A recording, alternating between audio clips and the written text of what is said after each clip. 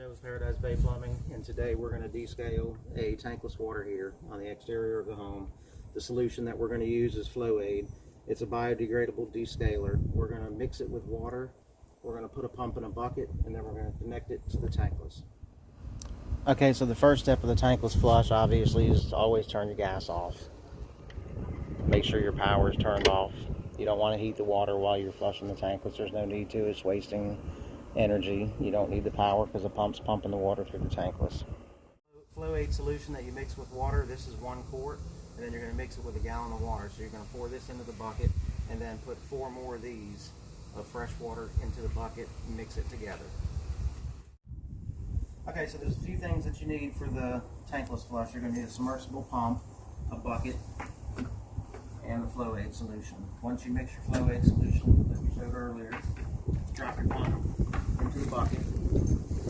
What you're going to do is you're going to connect the hose from the pump into the cold water supply of the tankless water heater. Turn the main valve off. You're going to open up the flush port. And then you're going to disconnect the hot cap. Turn the main valve off.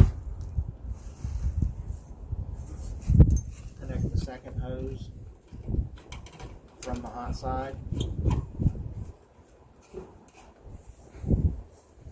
And then you're going to drop the hose back into the bucket. So basically what it's going to do, it's going to pull solution out of the bucket, run it through the heat exchanger, and it's going to dump it back into the bucket. And there's a filter on the end of the pump that's going to filter the lime scale.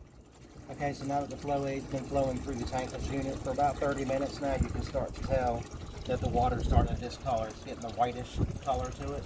That's the minerals, the lime deposits, and the calcium deposits breaking down. That's the solution doing its job. We have a few more minutes to run the solution through. This is probably about the best it's going to get, and then we'll wrap things up. The last step on the tankless flush is you want to close the cold flush port, and you actually want to open up the main line coming into the tankless so you can just flush the remainder of the stuff out of it.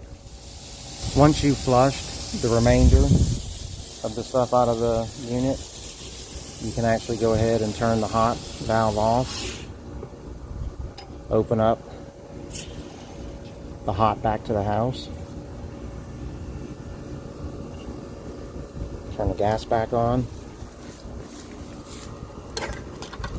turn the power back on to the unit,